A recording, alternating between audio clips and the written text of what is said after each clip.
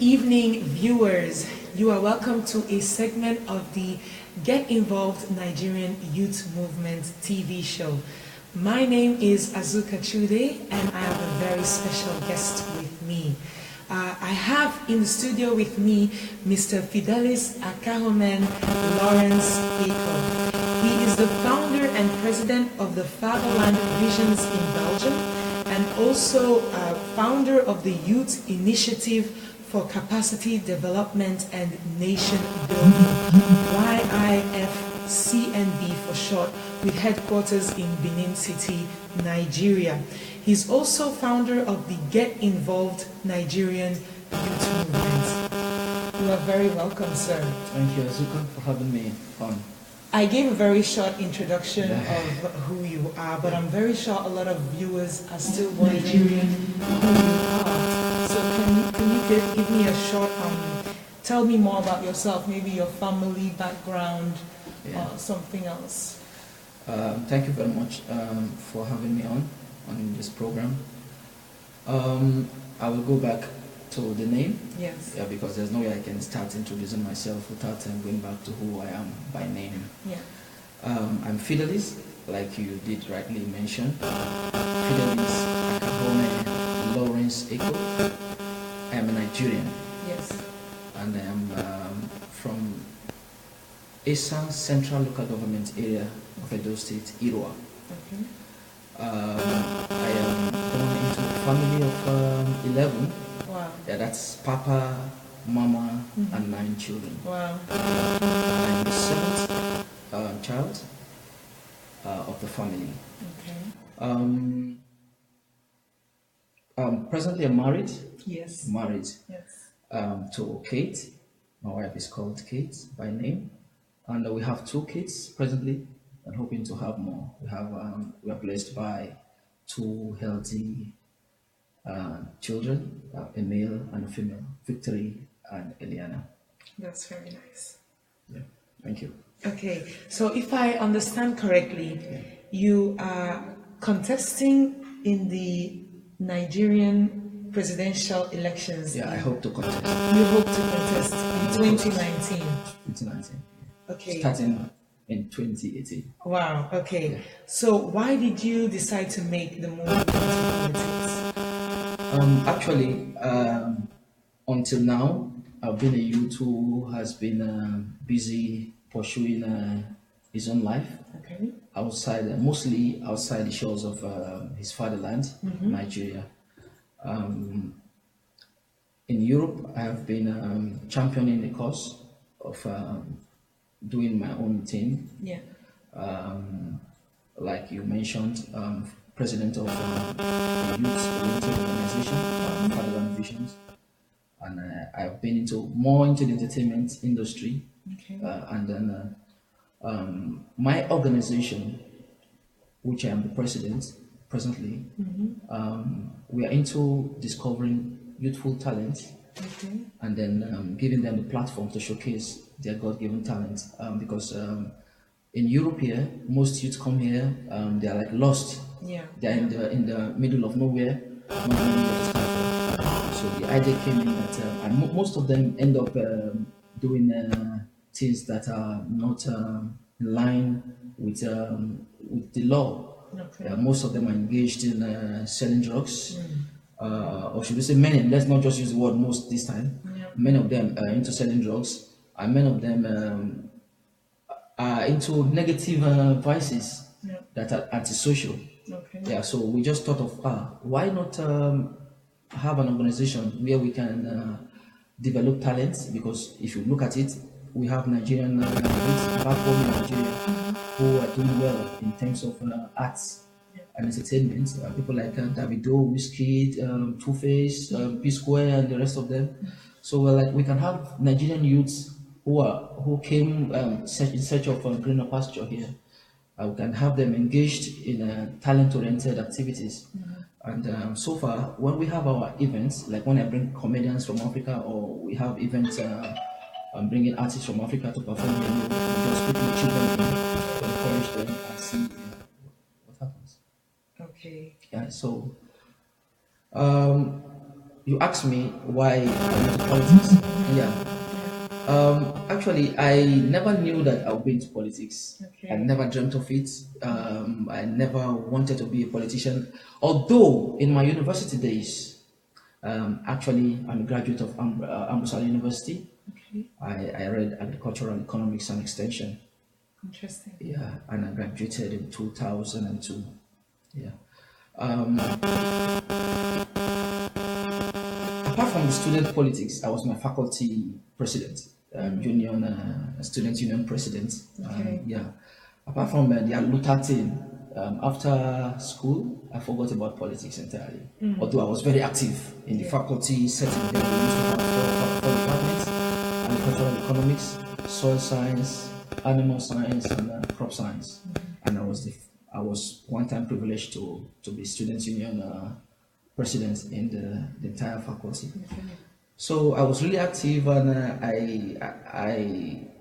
I was famous among my classmates for not liking injustice. Okay. I wouldn't want it, but I wouldn't want any kind of oppression, whether from lecturers or from fellow students. But after university, life goes on. We forgot about alutarism and started living our lives. And somehow, I found myself here in Europe doing my thing to survive. But lately, in very few months, 2, 3, 4, 5 months, 6 months ago, this idea of running for president started coming into my mind, pushing me to the extent that, believe you me, I lost my peace. Wow. Yeah, I lost my peace. You know, those days, because of my faith, I'm a Christian. I would hear pastors say, "And God called me." And some of them I would doubt it. And I'm not joking, you will say, "You didn't call God." I mean, God didn't call you. You actually called God. And mostly when some of them are actually not living up to expectations. And so lately, there's been this internal urge that has been pushing and pressing. I don't know how to explain it. It's beyond the ordinary. Telling me that this is it. This is Okay. it. Go for it. Go for it. Go for it. And actually, the first time I heard that message within me, I laughed. I was like, why president? And why president? Why Nigeria? Why? It is normal that if you want to be a politician, you start from somewhere. Maybe maybe I wouldn't want to go for a councillor. I would say no, it's too small for me. I like to start from chairman or something. Yeah. Or maybe when I'm going into governorship, people will say, you want to waste money or something like that. No, you're not big at home, Yeah. But suddenly, president. Why? Why president? So first month passed, second month passed. It became so strong. I mean, the urge, the internal drive became so strong that I thought, okay, let me start to call friends that will discourage me. Okay. Not look at it now, not friends that will encourage me. Yeah. Friends that will discourage me. Yeah. And then when I called them, I said, I have something to say. I don't know how to say it. And they said, what? I'm having this urge within me to run in the next election as president. And believe me, we will laugh. We'll laugh. But still, all this I was doing intentionally to help me kill that urge that is pushing me to say, this is what you should do. And one thing that I saw as unique is, if I'm watching TV, there's something that people who are watching with me may not see, but I see it alone. And I'm like, this is a solution to Nigeria, attending to a specific problem. You understand? Yeah. Reminding me again that this is what you should do. Okay. The issue it comes again. I'm battling with myself this time. Not me, man. Come on, why president of Nigeria? It's not a setting that I want to be involved in. Maybe, okay, when I'm doing my things, I'm at the office or I'm at where I'm working or something. When I'm quiet, it comes again. Or maybe something happens and you see that? That could be a solution to a problem in Nigeria. Why Nigeria? So the urge kept coming and coming and coming. And coincidentally, it's a time that the entire populace is dying to have a youthful leadership. Yeah. Sure. Everybody's praying and yearning for not just a youthful leadership, but a purpose-driven youth. And with my foundation and the kind of person, the kind of spirit I carry, I'm one person who has defined purpose in whatever I want to do. Yes. I believe in setting the standards, and maybe that is why this urge is coming. At first, I like to avoid the word God is calling me or God is telling me to do it, because I did his word is a word that I really don't like because there's no proof. Okay. You understand? But somehow lately, I remember I have told 2, 3, 4, 5 people that it's like God is talking to me. Let me tell you something. Since I declared my intention, made it known to friends, to family, to friends of friends, there's this kind of peace in me now that I've lost since. I've enjoyed some kind of peace, like at last. Okay. You get where the thing is coming from. Yeah. So that is just how the political thing is. That's how it started. Okay. So that brings me to my next question. You are running under the YDP. Yeah. Okay. Yeah. So Young Democratic Party. Young Democratic Party. So why do you identify yourself with the Young Democratic Party? Yeah. After submitting to the urge of running for president, with so much solutions, because when I read, I see solutions. When I am talking, I hear solutions. When I am watching TV, I see solutions. Even in my own quiet moments, I see solutions. Yeah. To bring the solutions into reality, I have to go and accept that, okay, I'll be in this. Then the party, there has to be a party platform. Of course. Because the Nigerian constitution does not allow individual to run. Yeah. So I started making contacts, calling friends back home, friends that I know may be able to help our politicians and stuff like that. We've had several names. I don't want to mention them on this program. We had several names as options, and some of them we made contacts and stuff like that. But the Bible says we should watch and pray. So after careful observations and studying what the party actually represents, definitely it can never be PDP. Okay. You understand what I mean? And then it can never be APC. Because if God is raising up somebody from nowhere or from somewhere he has prepared he has been preparing him to come and change the system, it's not going to be from these two parties. I'm not saying the two parties are made of terrorists, but I'm sure you know what I'm talking about. It has to be from some unpolluted background. Yeah. Okay. You know, so we saw the objectives of YDP. We spoke with even up to the national chairperson, who is a woman, Mrs. Georgina Akhahomen or something. Sorry if I didn't mention I mentioned the name well, because my representatives do most of the calling.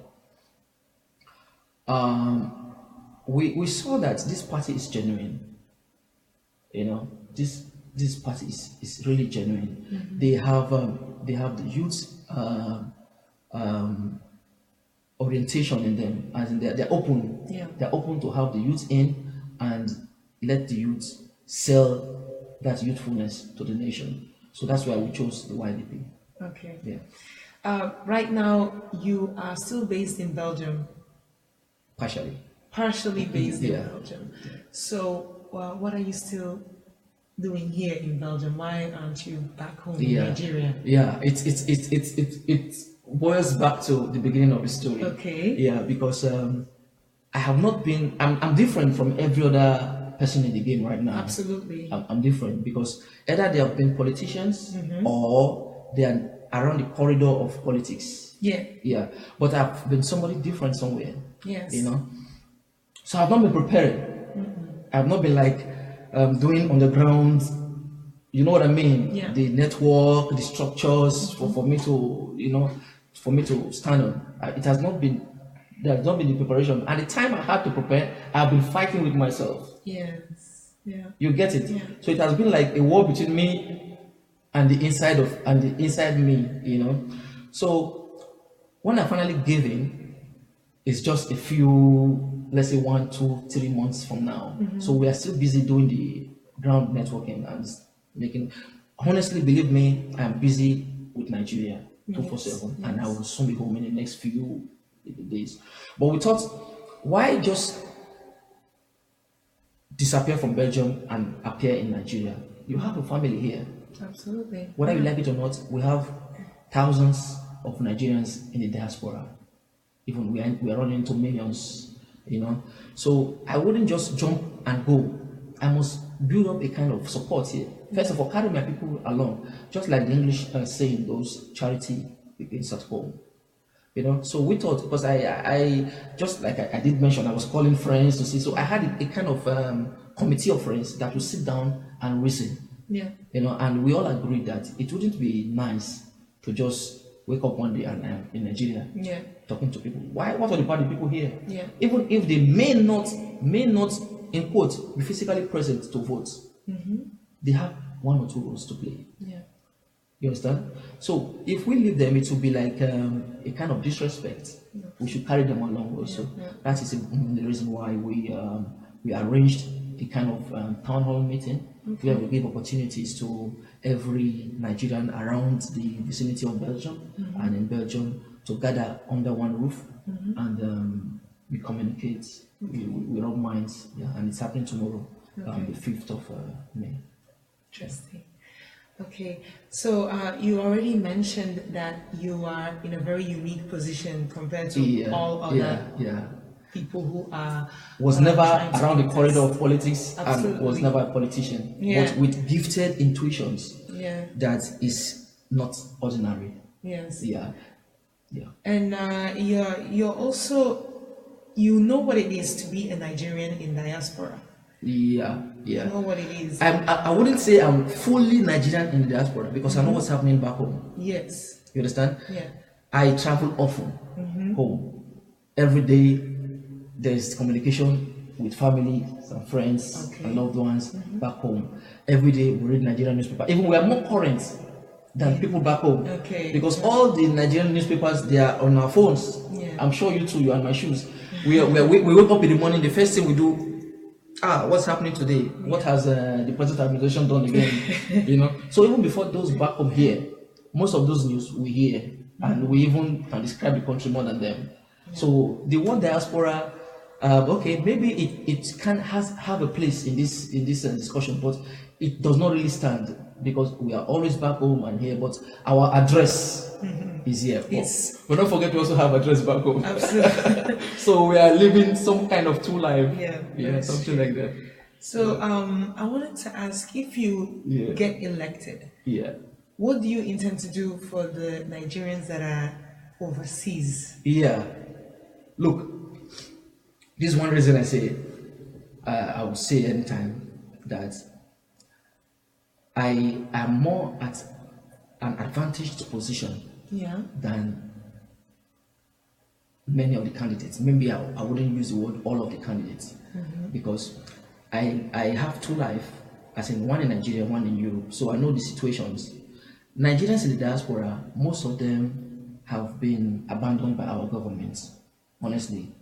For example, Nigerians in the diaspora can't even vote. That's true.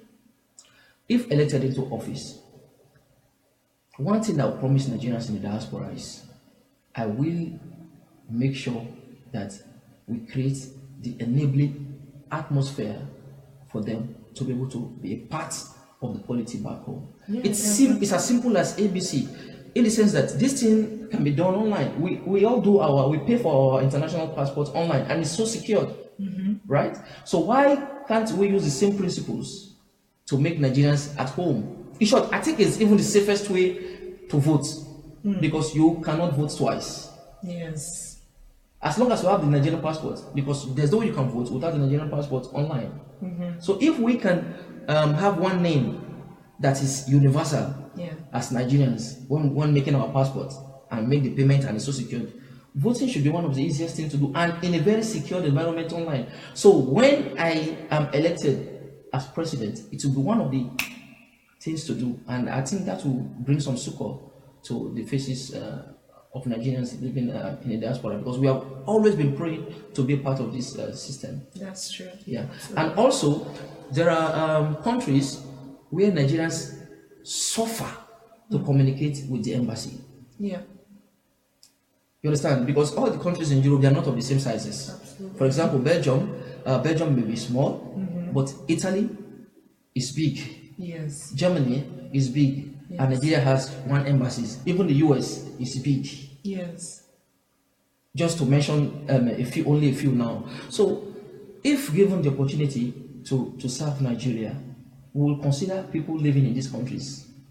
Maybe make the consulates of the embassies in some of these states, bring Nigeria government closer to the people, because most of these embassies, or let me use the word, I always like to avoid most. Okay, let me say some of these embassies are really too far from our people, and the suffering is so much. It's not easy to travel days going to your embassy, and it's in the same country with you. Yeah. Shouldn't be so. It shouldn't be so. Yeah.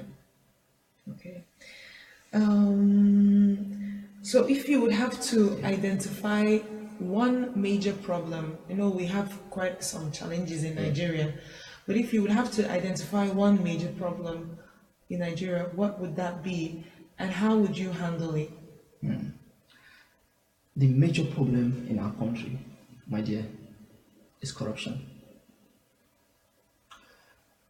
Administrations before now may have said the same thing, and even the same one has said the same thing. Yes. But the truth remains that the same people who are corrupt are saying it. And I believe every day that this could be the reason why God is breeding somebody who is so neutral. Yeah. For example, let me not look. Nigeria is so rich. Nigeria, I have sat down in my quiet moment to consider. To think about countries who may be as rich as Nigeria. Believe you me, not even America. Yes, if Nigeria would relax and harness all our potentials, believe you me, America is not richer than us. We are well situated in a God-given climatic environment. Yeah, true. Where we can grow almost any kind of agricultural produce. We have the kind of soil that can grow, so rich, arable soil, that can grow any kind of crops, or let me say most kind of crops. We have almost all the known minerals, from liquid to solid, Yes. to gas. Yeah. Above all, Nigeria is blessed with the most asset that is a prerequisite to a great nation, and that is population. I was reading somewhere and I got to know that out of every black man standing, I didn't say out of every African, I said out of every black man standing, Nigerian is one. 5 out of 5 black people, Nigerian is one. I said 1/5 of every black person in the world. He's a Nigerian. So now, population of any nation is the greatest asset. So now tell me where God has not blessed us. See, I was checking somewhere and I saw last year, let me not talk about Nigeria now. Last year, the GDP of Lagos State alone, Lagos State is I think $136 billion. Lagos, not Nigeria, Lagos. And now, I'm in Belgium now, right? We're in Belgium talking. Okay. The GDP of Belgium last year is $130.4 million. What did I mention about Lagos just now? 136 billion, not million. Yeah. And now Holland, where our people are crossing the Mediterranean to go, their GDP for 2017 is 828 point something million dollars, not billion. So Lagos GDP 2017 is bigger than Belgium and Holland put together. So where's the money going? That's in terms of money. Now, Lagos population is bigger than, which is an asset, than Belgium and Holland put together. Now, let's fall back now on what is happening on the ground. How is the development like in Lagos? How is the development like in Belgium and Holland? So, this is to tell you the extent of what corruption has done to us. One man in Nigeria can buy another country somewhere in Africa. And the only person who can put a stop to all of this is somebody who has never been around the corridors of politics. Because then there would not be like a finger pointing at him. You two, you were there. We gave you something one time. You see, so I was one time, I told when I came to Europe and when I see things happen in Nigeria, maybe some of my friends, then I would like, why am I here in Europe? With the kind of mind I have, if I were in Nigeria, I would have been bigger than the status I am enjoying right now. And only until I started accepting this fact that my mind is now like going back to God must have taken you away from Nigeria to prepare you here, so that you see your eyes will be opened to go back and set your people free. We need to be set free from corruption. See, I told somebody, and I think that's going to be our campaign slogan: making Nigeria great is as simple as ABC. Action based on commitment. Our politicians are only committed to their bank accounts. So I think everything you said was very, very well spoken. But how will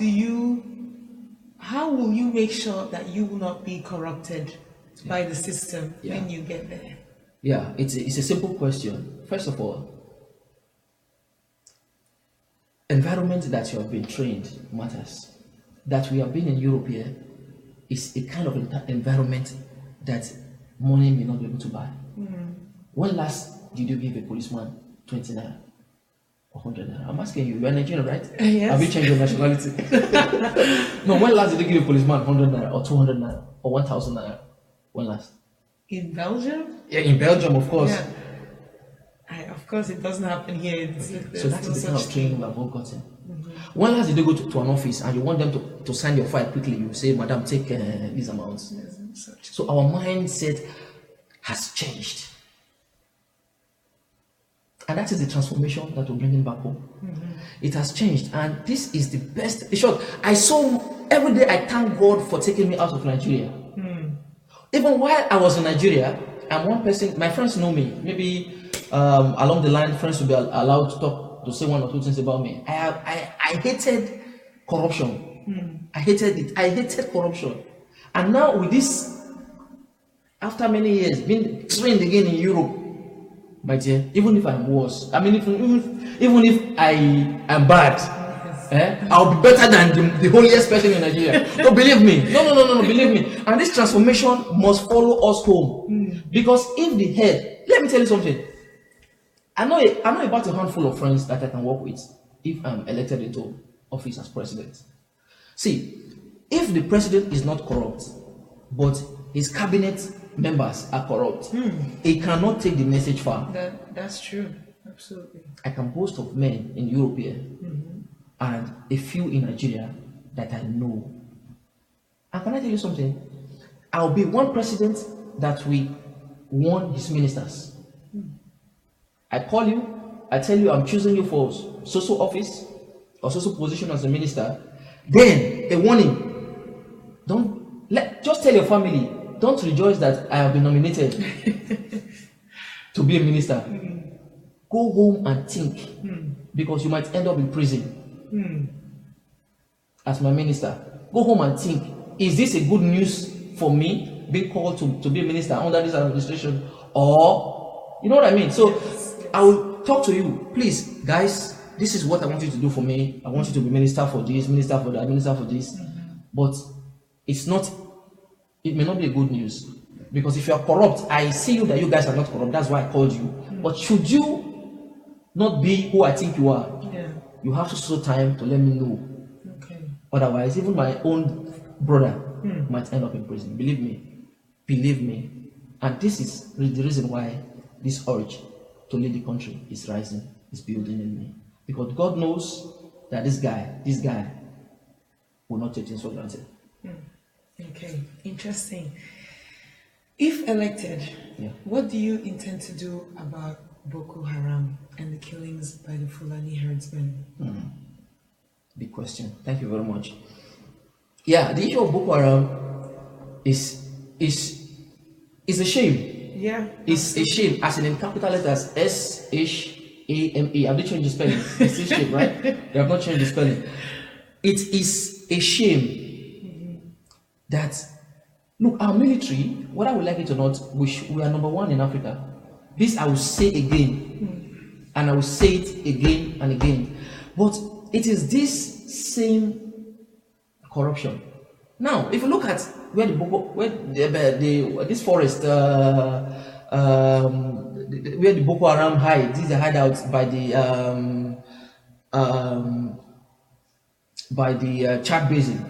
This forest that where they do where they carry out these crimes. First of all, Sambisa Forest. Yeah, Sambisa Forest. Now, it is close to the border between Cameroon and Niger.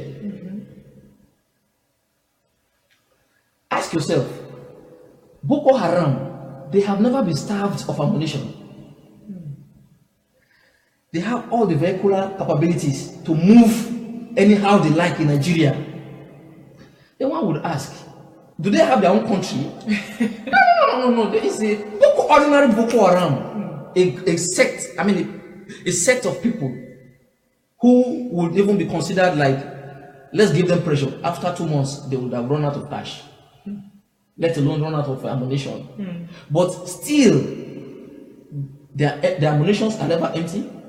We still hear of them killing soldiers, as is gone battle with soldiers, bombings. Even they still have cars, they have petrol. How come? It is the border. Our border is too porous. Our borders too porous. Now, are you telling me that our government, they don't know that there's a problem at the border? Of course they do. This is the corruption we're talking about. See, if given the chance, as I said something, I said, making Nigeria great is as simple as ABC, action based on commitment. I don't mind asking for international help. If it takes me to meet presidents of other nations and beg them, say, please help my people, I will do that. No, I will do that because I see no reason why. You see, Donald Trump was saying he would make a war around his country. Now I understand what the man means. Because how come Nigerian army cannot protect, or Nigerian military cannot safeguard our borders? Boko Haram just go and come, they take ammunition from the other side and bring in, they bring vehicles from the other side and they bring money from there, and they are just 1 year. No, I can't imagine. The word shame is an understatement. Maybe if you have chance to interview me again, I will look for a bigger word than shame. I am embarrassed. And this is something that could be like this fixed. Yeah. Right. May God help us. Amen. May God help us. Really, it's a shame. I think we've had a very interesting chat. Thank you. But for tomorrow, for those that are interested in coming, what do you have to share with them? Like, what can they expect from tomorrow's town hall meeting?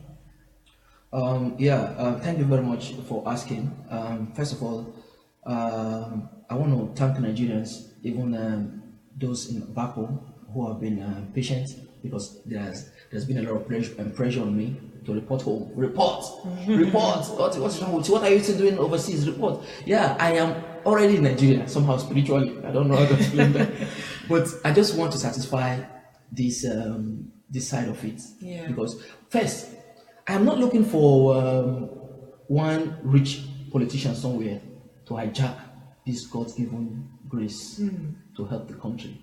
Because by the time one politician calls me and says, I like you, you want to run for president, I can support you, I can sponsor you, and then your mouth is... Because there's no way you can buy the fingers that feed you, you know. So having the diaspora to talk with them is a way of asking them for support. Okay. And not just asking them for support, giving them the opportunity to know me, to know my vision, to listen to my manifesto, and even make contributions, suggestions, and ask questions. Yeah. You know, it's just a way of like, let me go and sell myself to them. And let my people here, first of all, approve. That's true. If you're home, just like when my father called me and said, this is what I'm hearing, and I explained to him, and he approved of it. Yes. If my people here don't approve of this thing, to me, it will not have a headway or a major headway, because charity has to start from home. You know, so we're giving Nigerians here in Belgium and around and environs so opportunity to be a part of it, and give us all the encouragement. Nigeria, in a few years, you'll be so surprised. You will be so surprised what will happen. We have everything. We have everything. Why are we in this situation? In short, you will hear more because of your time, right? Yes. You will hear more at the. We'll try to do a live Facebook telecast so that people who cannot come will listen. And but we're encouraging everybody, just be a part of this thing. We don't want to give those rich people, rich politicians back home the opportunity to sponsor us. No, we want the sponsoring to be from everybody. So nobody will say, I put him there. Where is he? No. It will not happen. It will not happen. Okay. I would like to really thank you for your time. Thank you for sharing with us. It's been very interesting. Thank you for viewing in with us, and hopefully you'll still follow Mr. Fidelis. Yeah. I wish you a lot of success in the future and all the best. Yeah, and one quick one. Yes. Tomorrow, for those who will be attending the town hall meeting, it's in Antwerpen at Turnout Seban at Bogarout, 2140 Bogarout 197. Please, will be strictly on time. 4 o'clock is the time, so that we'll have all the evening to ourselves. No late coming will be tolerated, because we want to start it now. We start well, right? Yes. Because this African time thing, we'll deal with it. Yes. Okay. Thank you. Thank you very much. Good evening.